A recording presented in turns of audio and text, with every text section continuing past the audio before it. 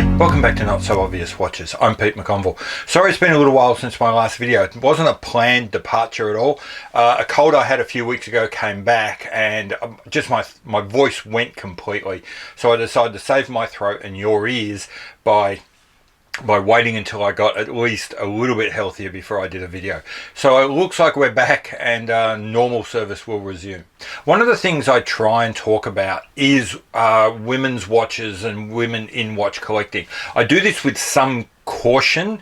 I'm very wary of the fact that as a guy I could completely screw this up, but then one of the reasons I do it is because I feel like most of the people in this industry are themselves guys. And so if the guys don't talk about women's watches, they don't get spoken about at all. I am open to being told by women that I have no idea what I'm talking about and I've got it completely wrong. I apologize for that if I have got it wrong, but you know, like I said, if I feel like sometimes if guys don't talk about women's watches, then no one on YouTube will be. So here we go. Okay, so I've been predicting for a while that the industry is going to be searching out women to buy watches pretty hard, and we saw that play out with the LVMH show over in Dubai. Now LVMH gave us lots of just great watches, lots of great men's watches. I loved the continuing development of the Octo Finissimo line. That said, I still think that the original sand-blasted or bead-blasted version of the stainless steel Octo is better than the sort of satinized one now. And I loved a lot of the new Hublots. I'm finding myself warming more and more to them. I'm probably going to be saved by the fact I can't afford any of them. But I'm actually kind of liking the design direction that brand's going in. But I think it would be fair to say, and I think most people would agree, that the real stars of the show for LVMH in Dubai were the women's watches. And in particular the ones from Bulgari and Zenith. Now, Bulgari's been making women's watches for as long as they've been making watches, and historically I think they've probably focused more on the jewelry side of it. So lots of incredible design, incredible materials, amazing gem setting, but probably de-emphasizing the watchmaking component of it. So lots of basic quartz movements, etc. We have seen automatic movements coming into the Bulgari line, and back in 2018 I think it was, Bulgari went the whole hog and put one of the highest of high complications, a minute repeater, and one of the smallest minute repeaters ever made, into a woman's watch. And this year they've followed that up by taking the Serpenti, which I think has only ever had quartz movements before, and giving it both automatic movements and an automatic movement with a tourbillon. Now I think this is really an interesting move. It's a Bulgari saying that high jewelry and high horology are not separate fields. They're not separated from each other. That there will be women out there who really appreciate a high jewelry watch, but at the same time want high horology. But I actually also quite like the idea that you can still buy that watch, which on one hand they'll sell to you with an automatic movement and a tourbillon, but they'll sell you pretty much the same watch with a quartz movement, and that there'll be people willing to spend tens of thousands of dollars for an amazing case, an amazing design, amazing materials, albeit with a quartz movement. And personally I think that's actually something we men could learn from, to value more than just the movement, and see that movements don't put a ceiling on the value of a watch. So that particular watch was the Serpenti Sedatori, and that's a great watch, and I love what Bulgari have done there. Only problem is it's not really going to make much of a dent in the number of women that are involved in this hobby. With a starting price of around about 80,000 US bucks and topping out at 150,000 US dollars, I think Bulgari would count themselves lucky if they sold double figures of those watches in a year. They did bring out another automatic watch, this one in the Diva Dream range, two watches I believe in that range, and again this really interesting mix of high horology and also high fashion, high jewelry at a reduced price, this time still 25,000 US. So I still suspect that's not really going to shift the needle on the number of women that are involved in this hobby. For that we're going to have to go to Zenith. Now Zenith's options were far less spectacular, but I think more impactful on the overall watch community. Whereas I suspect, as I said, there may be dozens, possibly hundreds of Bulgari automatic pieces sold a year. Zenith will be disappointed if they're not selling in the thousands, which I think makes that, from a collecting point of view, a community point of view, actually a more significant watch. Now, Zenith probably, you could say, gave us 1.5 women's watches. I say 1.5 because one is purely a female's or feminine watch. The other one is a unisex watch which can be worn by either gender comfortably. Curiously, we'll start with the unisex one, which is the Elite Classic or Elite Moonphase. Now, if you took away the 36mm version, if you took away the female models, if you took away any reference to this being unisex or genderless, and simply presented this as a normal men's watch, most people would see it as a normal men's watch. I don't think that says anything about this design. What I think it says is actually, for most men's dress watches, there's actually not a lot that's uniquely masculine about it. I think this is a perfect example where if you took most men's dress watches and simply made them a bit smaller and made them available to female models and didn't put them under your men's column, most watch brands would instantaneously have a gender-free unisex line.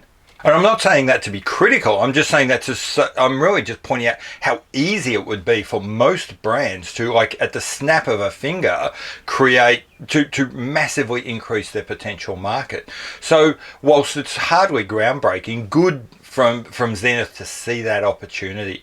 I should also say that by coming out with that Elite Classic and Elite Moonphase in a 36 and a 40mm, and the way they've marketed it to men and women, they've created the perfect couples watch, which is, I don't think we in the West understand just how big couples watches can be in the East and in China, where they are a very significant way of selling watches. So not only is this an interesting and effective outreach from Zenith in the West, I think it's also could lead to a fairly significant growth from Zenith in the East and in China particularly. While the Elite Classic and the Elite Moonphase are kind of a bit of a bet each way by being a unisex, with the Defy Midnight, Zenith's gone the whole hog and really gone for a strictly feminine watch. This is only available in 36mm, and overall the watch includes some distinctly feminine cues. The brilliant cut diamonds, the colour choices across the range, and an ever so slightly softened case shaping really indicate that this is a watch designed to be worn by women.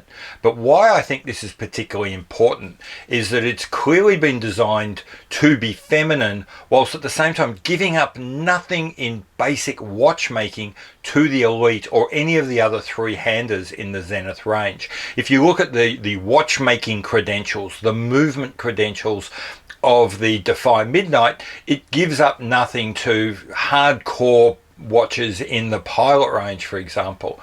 Now, I think this is a really authentic move from Zenith, and I think this is actually a move with a lot of substance behind it.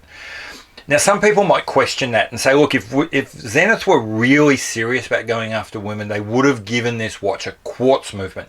We know that women are particularly interested in quartz. We know that if you want to get more women involved in your brand, that you would go that way. And so maybe it would be more true to say, if Zenith was really keen on getting women into their brand, they should have given them what they want, which is a quartz watch. I disagree with that. Not because I think that there's anything wrong with quartz movements, not that there's anything wrong with women wanting quartz movements. As I said earlier, I actually applauded Bulgari for doing exactly that. Why not Zenith? And I'd say not Zenith because that's not who Zenith is. When Bulgari reach out to women with high jewelry and high horology pieces, they are being true to themselves. They have always done both of those things. So it's an authentic move from Bulgari to be that watchmaker. But when Zenith reaches out, if Zenith was to, who have not done quartz in the past, who aren't known for their quartz movement, if Zenith was to reach out to women with their one and only quartz movement, their first quartz movement for a long time, to me that sounds less like an authentic stretch of who Zenith is to a new market, and rather more of a cynical marketing ploy by someone who's just keen to find another cash cow. Because you see, I don't think there's any obligation on every watchmaker to try and sell every watch to every watch buyer.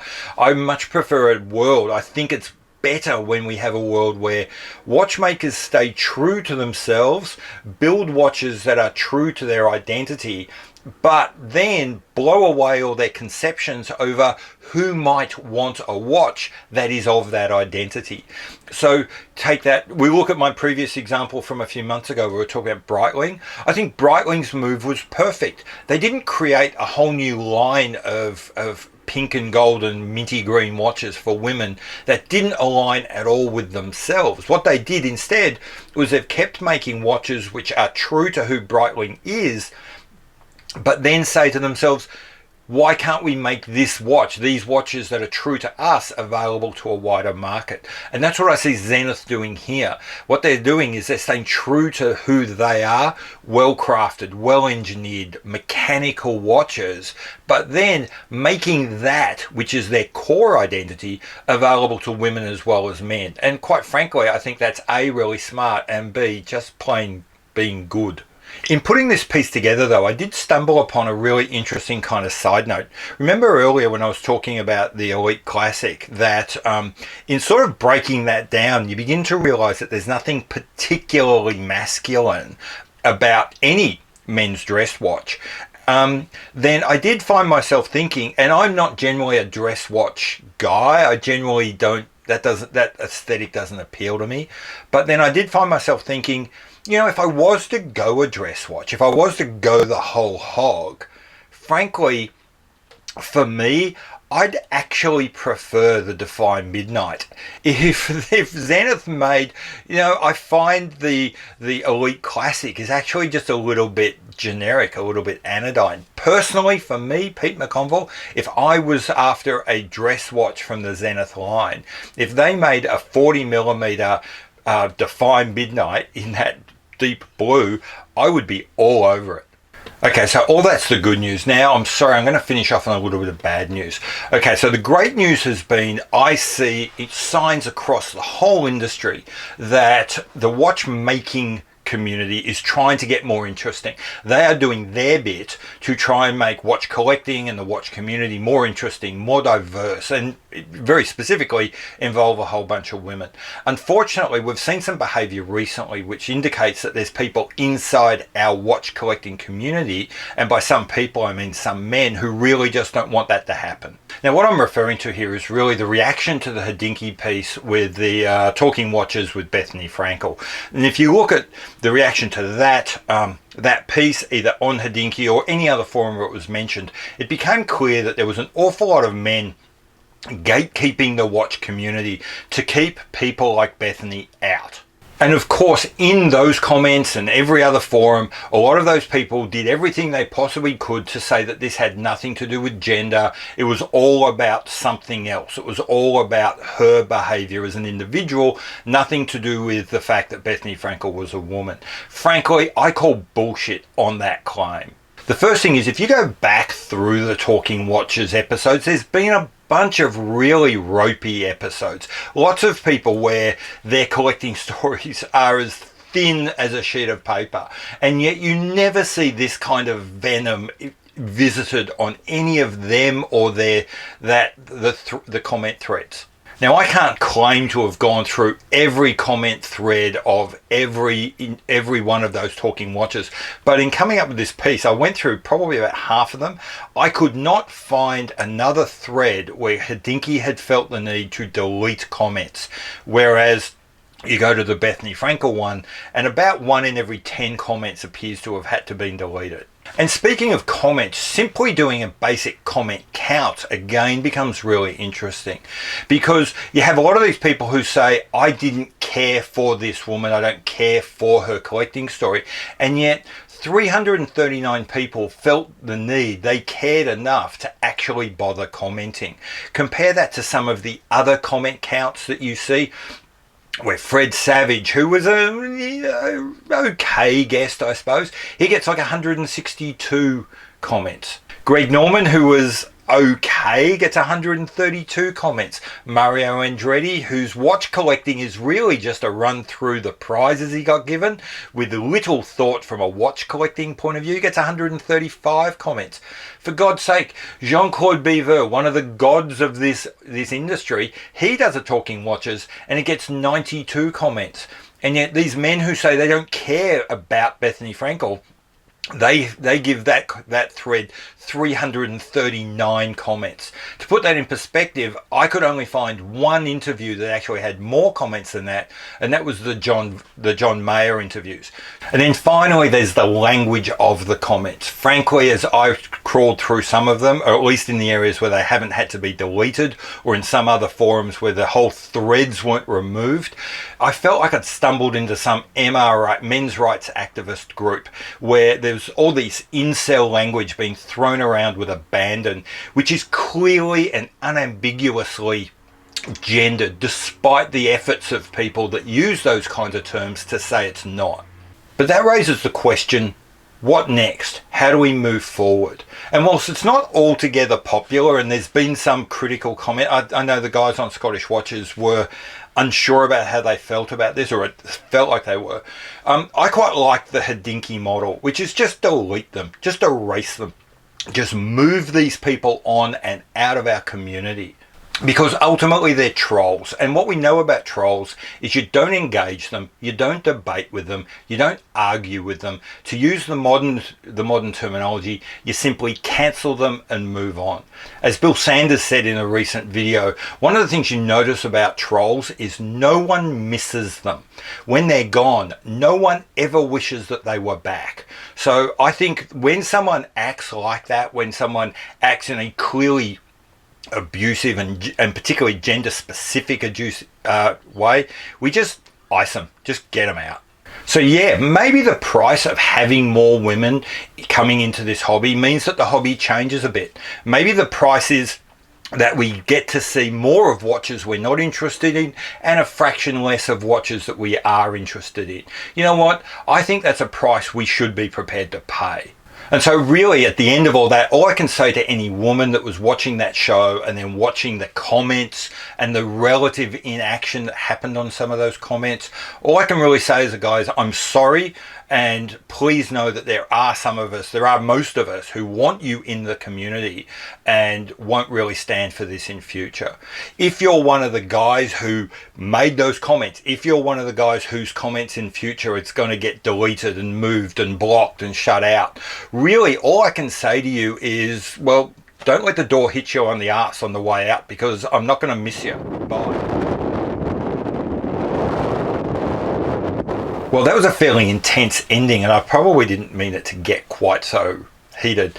But the good news is that despite any short-term issues we might be having in the community, the longer term looks amazingly good. We're getting better watches than ever before. More diverse ranges of watches are starting to come out, and I'm really looking forward to the future.